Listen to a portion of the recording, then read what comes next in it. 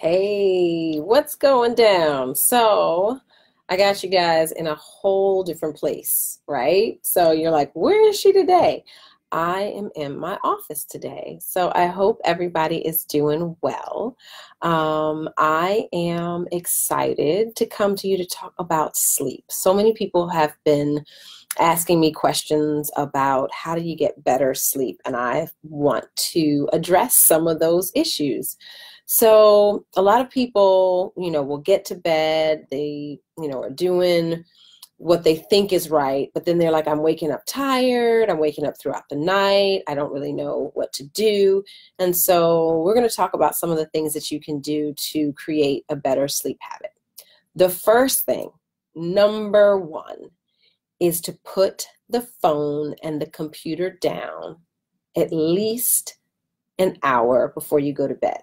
And I know you're like, I can't do that on my phone, I'm attached to it. And trust me, I have a hard time with it too. I am definitely not perfect. And of course, you want to check that last feed, or, you kind of scroll, you think you're relaxing. But that blue light coming off of the screen is detrimental to our release of melatonin for our bodies to go to bed. So what happens is, when you are at about sundown, your body starts to, wind down. It realizes it's time to go to sleep, and you will have melatonin that will release. And in the morning, you have more cortisol.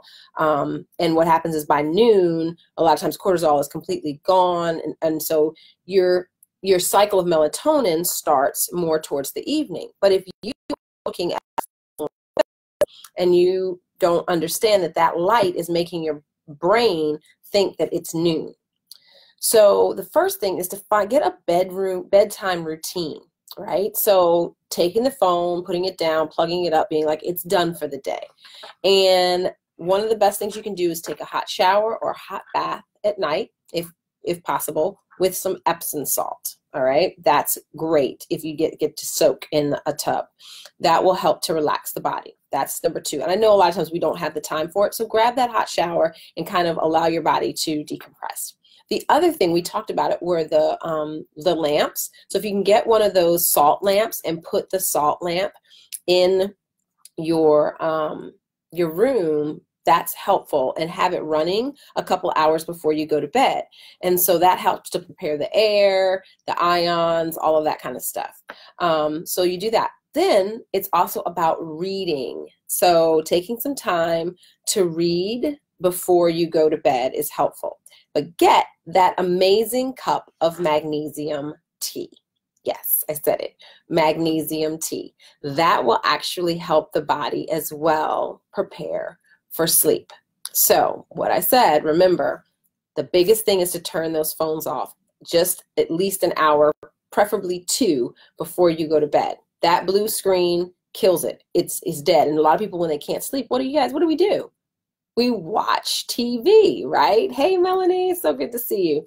So we watch TV. We stay up. Those lights are flickering. Our brain is like, it's noon. I don't want to go to bed. And so we're messing with our circadian rhythm by doing that. All right, guys? So the biggest thing I want you to think about right now, if you're struggling with sleep, is to put the phone down. Then number two is to start a bedtime routine. Hot shower, hot bath, hot cup of magnesium tea. That salt lamp is really helpful. And if you have a diffuser for essential oils, these are my favorite. Putting a combination of lavender and cedarwood together. Love that one. Young Living makes another blend called Gentle Baby or Peace and Calming. Love those two as well. They're really, really helpful for sleep. Rubbing oils, if you don't want to diffuse, on the bottom of the feet can actually help as well. And then, I know this sounds crazy, but sleeping at a lower temperature, so instead of it being hot and stuffy, try knocking it down to about 68 or 66 degrees. I know that sounds frigid, and it's not so much fun to wake up like that in the morning, but hopefully you can get some, wonderful, the timer, and that's really, really helpful to warming it up before you get out of bed. But sleeping at a lower temperature actually helps you to sleep longer and better. And remember, number one, turn the blue light off. I talk about it in my book about electronics and what it does and how it tricks the brain into thinking that it's daytime. And so if you can't do that, then please, please, please, by all means on your phone, get the thing that allows it to change when it gets darker so that the phone actually starts to become darker. And you get annoyed with it because you can't see it as well, but that's a clue, like time to put the phone down. Do the same thing to your computer as well. So taking that down so that you're still, can use the computer or whatever, is going to take that blue light off, and it's going to allow you to sleep a little bit longer. Remember, the bedtime routine is important in allowing your body to calm down, and reading instead of watching TV if you can't sleep is a great way to get the body to relax. So you guys understand that it may not seem like this sexy share the joy with all of these deep tips and tricks, but magnesium tea is really, really helpful.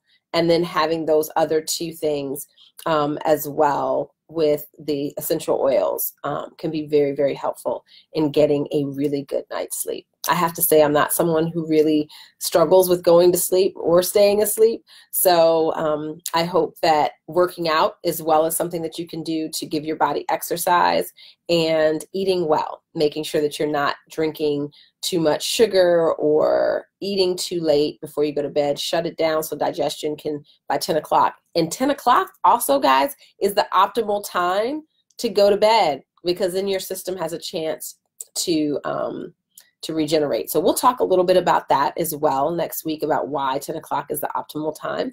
But I hope that you enjoyed some of these tips about getting to bed and getting a great night's sleep. I hope that you guys will share the joy, let people know about this, and I will be with you guys next week to discuss, I think, the thyroid and some of the connections of issues that people may have with that. All right, so we will talk later. Peace and blessings, and have a great one.